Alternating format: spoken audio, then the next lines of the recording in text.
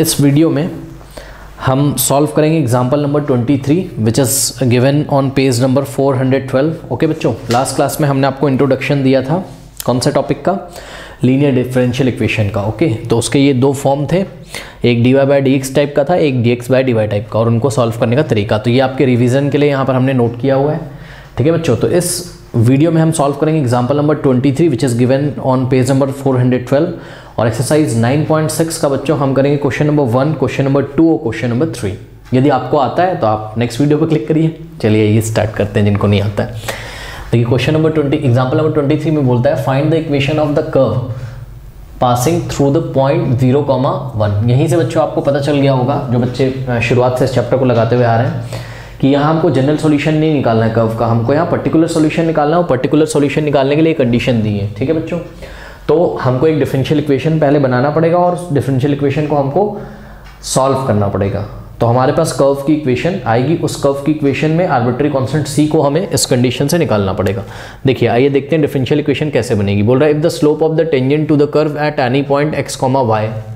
यहाँ तक आपको क्या समझना है? Slope of the tangent at any point x, y, ये क्या होता है? स्लोप ऑफ द टेंजेंट क्या होता है बच्चों? dy बाई dx होता है। स्लोप ऑफ द टेंजेंट क्या होता है? dy बाई dx होता है। अब देखिए उसने बोला the slope of the tangent to the curve at any point x, y is equals to, तो हमने भी इज इक्वल्स टू लगा दिया। dy बाई dx क्या है? Slope of the tangent at any point x, y है ये dy by dx। Okay, is equals to the sum. अब सम करना है, देखिए सम करना है तो प्लस मैंने पहले लगा दिया। किसका किसका सम करना है आइए देखते हैं।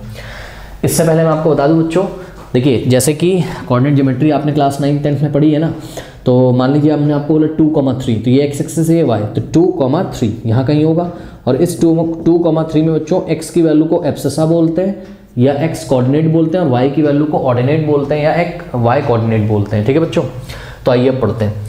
तो slope of the tangent to the curve at any point x, y is equals to the sum. Sum करना है, किसका किसका सम करना है? देखिए जरा, सम ऑफ x कोऑर्डिनेट, यानी कि x कोऑर्डिनेट का सम करना है। किसके साथ करना है वो भी पता चलेगा, x coordinate.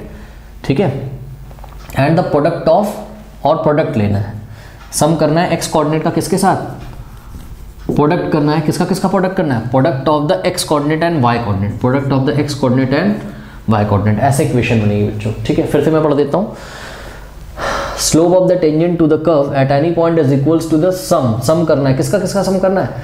Some of the abscissa, ये देखो sum of the x coordinate, x coordinate मतलब एब्सिसा। तो x कोऑर्डिनेट क्या है? किसी पॉइंट का, ये जो पॉइंट है इस पॉइंट का x कोऑर्डिनेट क्या है? x ही तो है। इसका सम करना है, किसके साथ सम करना है? The product of x coordinate and y coordinate, मतलब एब्सिसा का सम करना है किसके साथ? प्रोडक्ट के साथ। किसके प्रोडक्ट के साथ? x और y के प्रोडक्ट के साथ, यानी कि एब्सिसा और ऑर्डिनेट के प्रोडक्ट के साथ। ठीक है बच्चों, तो ये आपकी डिफरेंशियल इक्वेशन बन गई। अब मैं आपको सजेस्ट करूंगा बच्चों, एग्जाम में यही क्वेश्चन अगर डायरेक्ट आ जाएगा, ठीक है, तो मैं आपको यहाँ ये सजेस्ट करता हूँ कि आप चेक करिए कहीं ये वेरिएबल सेपरेबल तो नहीं है। ठीक है, तो आप चेक करोगे और देखोगे कि वेरिएबल सेपरेबल से वैसे ये हो तो जाएगा, है ना, कोई दिक्कत नहीं है मेरे ख्याल से तो हो जाएगा। यहाँ से x अगर हम कॉमन ले लें तो हो तो इसको जाना चाहिए शायद वेरिएबल सेपरेबल से। आओ देखते हैं जरा हो पाएगा कि नहीं। D Y by D X is equals to X common ले लें तो 1 प्लस वाई और dividing by 1 plus Y on both side. हाँ, ये वेरिएबल सेपरेबल से हो जाएगा, कोई दिक्कत नहीं। ठीक है बच्चों, और ये होमोजीनियस है कि नहीं, अब ये सब आप चेक कर लो। मैं इसको किससे कर रहा हूँ? लीनियर डिफरेंशियल इक्वेशन के फॉर्म से मैं इसको कर रहा हूँ। ठीक है बच्चों, यहाँ D Y by D X है और यहाँ भी D Y by D X है। एग्जाम में उसने मेथड नहीं बोला है आपको, तो आप किसी भी मेथड से कर सकते हो, बशर्ते मेथड एकदम फिट होना चाहिए। ठीक है, तो D Y by D X is equal to P Y, sorry plus P Y is equal to Q type का हमको ये दिखाई पड़ रहा है। D Y by D X, अब ध्यान दें, plus P into Y is equals to Q, जहाँ पर p और q किसके फंक्शन होते थे? x के।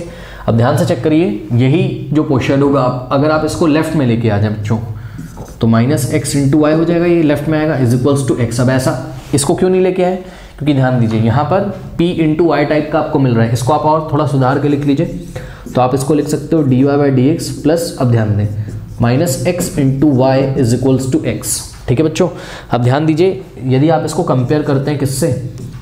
D Y by D X plus P into Y is equals to Q से, अगर आप इसको कंपेयर, ये स्टैंडर्ड फॉर्म है ना, इससे कंपेयर करो तो ध्यान से चेक करो, p और q x के फंक्शन होते हैं। और ध्यान से चेक करिए, यहाँ y के सामने क्या है? माइनस एक्स, और यहाँ y के सामने क्या है? p, यानी कि p का वैल्यू कितना आ गया? Minus x. ठीक है बच्चों, तो p का वैल्यू आ गया माइनस एक्स और q का वैल्यू आ गया x। क्यू का वैल्यू आ गया x। तो ये हो गया फर्स्ट स्टेप, आपने p और q को आइडेंटिफाई कर लिया। ओके बच्चों, अब हम फाइंड करेंगे इंटीग्रेटिंग फैक्टर। तो चलिए इंटीग्रेटिंग फैक्टर फाइंड करते हैं। इंटीग्रेटिंग फैक्टर क्या होता है? e की power integration of p dx। तो यहाँ हो जाएगा e की पावर इंटीग्रेशन, और p क्या है आपके पास? -x है।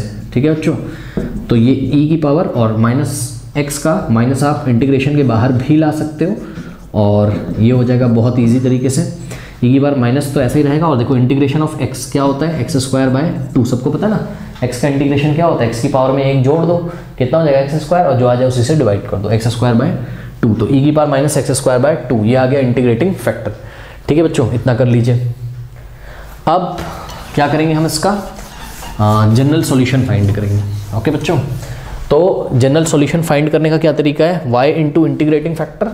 देखिए y इंटू इंटीग्रेटिंग, ये देखिए y into integrating factor is equals to integration of q into integrating factor dx plus c। Okay बच्चों, तो आइए इसका जनरल सॉल्यूशन निकालते हैं। y इंटू इंटीग्रेटिंग फैक्टर कितना आया है आपका? आया है e की power -x²/2 is equals to integration of q into integrating factor. Okay, what is q? q क्या आया था?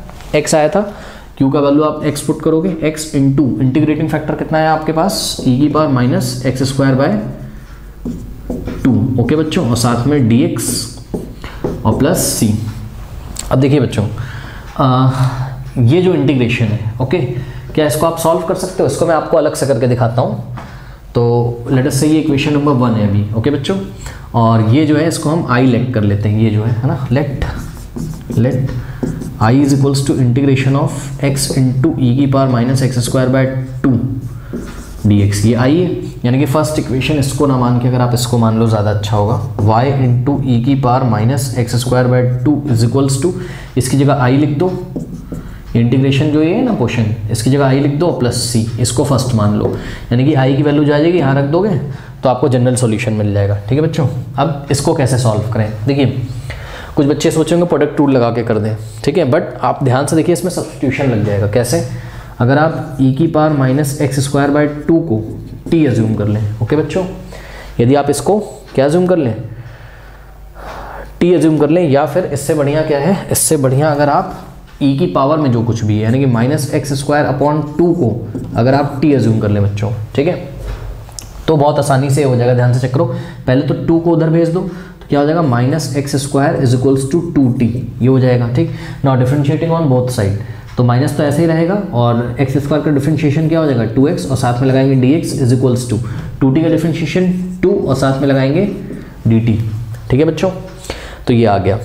अब अगर आप ध्यान से देखें तो ये 2 से 2 इधर कैंसिल हो जाएगा, डिवाइडिंग बाय 2 बोथ साइड कर दो, तो -x dx is equals to dt आ जाएगा। ओके बच्चों, क्या आ जाएगा? -x dx is equals to dt, और यदि आप चाहें तो माइनस को उधर भी शिफ्ट कर सकते हो, -1 से बोथ साइड मल्टीप्लाई कर दो, तो x into D X is equals to -dt, ये हो गया। ठीक है बच्चों, तो आप ध्यान से देखिए, ऊपर यहाँ पे देखिएगा, इसको मैं थोड़ा रीअरेंज करके लिख लूँ क्या? x इंटू ई की पावर -x²/2 था, इसको मैं ऐसे लिख सकता हूँ, e की power -x²/2 into x dx। ठीक है, ध्यान से देखिए, x dx को मैंने बाद में लिख दिया, कोई प्रॉब्लम नहीं है। अब आप ध्यान से देखिए जरा, x dx क्या आ गया? -dt, ध्यान दें प्लीज़। तो यहाँ से आपका बन जाएगा i इज इक्वल्स टू, ध्यान दें, इंटीग्रेशन मैंने ऐसे लगाया, x dx की जगह मैंने -dt लिखा बच्चों, -dt, और माइनस का साइन इंटीग्रेशन के आगे। देखिए x dx की जगह -dt आना चाहिए था, dt यहाँ लिखा, और माइनस का साइन इंटीग्रेशन के बाहर, और e की पावर, ध्यान दें बच्चों, e की पावर क्या है? -x²/2, लेकिन आपने -x²/2 को क्या माना था? t, तो e की पावर क्या आ जाएगा यहाँ पर? t। अब e की पावर t को तो t के रिस्पेक्ट में आप इंटीग्रेट कर लेते हो आराम से, माइनस तो ऐसे ही रहेगा, e की पावर t का इंटीग्रेशन क्या होगा? e की पावर t ही होगा। ठीक है बच्चों, तो यहाँ से आगे आपके पास -e की पावर, अब देखिए t की जगह क्या पुट करेंगे वापस? t क्या था आपका? -x²/2, तो t की जगह हो गया -x²/2, ये आ गया आपका i का वैल्यू। ओके बच्चों, इतना नोट कर लीजिए, फिर मैं इसको सॉल्व करता हूँ, कर लीजिए। अब आ जाइए इक्वेशन नंबर 1 में वापस, तो आपका यहाँ पर जो भी i का वैल्यू आया है, and that is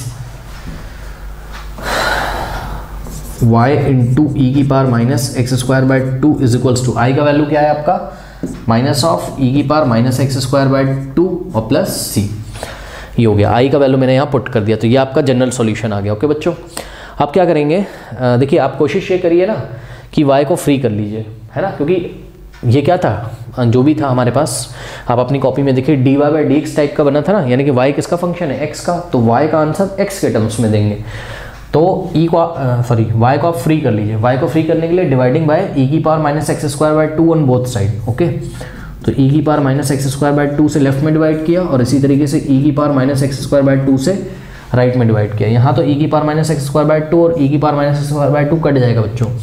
y is equals to right hand side क्या हो जाएगा, ध्यान से चेक करिए, ये प्लस वाले साइन से हम इसको स्प्लिट कर सकते हैं, यानी कि e की power minus x square by 2 इसको भी देंगे और इसको भी, यानी कि इसको देंगे तो क्या हो जाएगा, ध्यान से चेक करो, माइनस ऑफ e की power minus x square by 2 upon e की power minus x square by 2 और प्लस c अपॉन e की power minus x square by 2। तो ये देखिए यहाँ से ये कैंसिल हो गया और माइनस बचा है, ध्यान दें माइनस बचा है और साथ में 1 बचेगा, ये इससे कैंसिल, भाई 2 से 2 कैंसिल होता है 1 आता है, समथिंग से समथिंग कैंसिल होगा 1 ही तो आएगा और आगे माइनस है, तो y is equal to minus 1 plus, अब ध्यान दें बच्चों c इंटू, ध्यान दें प्लीज, देखो e की power minus x square by 2 है, तो ये ऊपर जाएगा तो e की पावर में जो कुछ भी वो पॉजिटिव हो जाएगा, यानी कि c इंटू e की पावर एक्स स्क्वायर बाय 2, ये हो गया। ठीक है बच्चों, अब लेट अस से दिस इज इक्वेशन नंबर 2, ये आपका जनरल सॉल्यूशन आ चुका है बच्चों। अगर उन्होंने सिर्फ जनरल सॉल्यूशन पूछा होता तो यही हमारा फाइनल आंसर होता, इतना नोट कर लीजिए।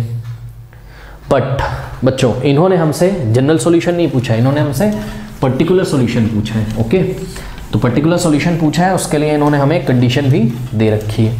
तो क्या करेंगे हम, ये जो इक्वेशन 2 आई है इसमें हम ये देखो कर्व कहाँ से पास होता है, 0,1 से, तो इसमें हम 0,1 का मतलब x का वैल्यू 0 पुट करेंगे और y का वैल्यू 1 पुट करेंगे इक्वेशन नंबर 2 में। आइए पुट करते हैं, y की जगह 1 पुट करेंगे, देखिए यहाँ आ गया 1 इज इक्वल्स टू -1 प्लस, ध्यान दें c इंटू ई की पावर, अब ध्यान दें बच्चों e की पावर में एक्स स्क्वायर अपॉन 2 है, x की वैल्यू 0 रखोगे, यानी कि 0 का स्क्वायर अपॉन 2, और 0 का स्क्वायर क्या होता है 0, 0.2 क्या हो जाएगा 0, यानी कि e की पावर कितना हो जाएगा 0, और सबको पता है e की पावर 0 कितना होता है 1।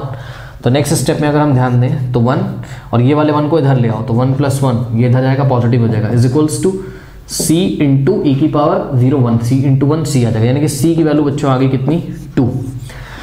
नाउ जब c की वैल्यू 2 आ गई तो इसको ले जाके बच्चों वापस रख दीजिए इक्वेशन नंबर 2 में, तो आपको पर्टिकुलर सॉल्यूशन मिल जाएगा। Means our particular solution is given by y is equals to, ध्यान दें -1 प्लस c की वैल्यू कितनी आई है 2, -1 2 इंटू ई की पावर एक्स स्क्वायर बाय 2।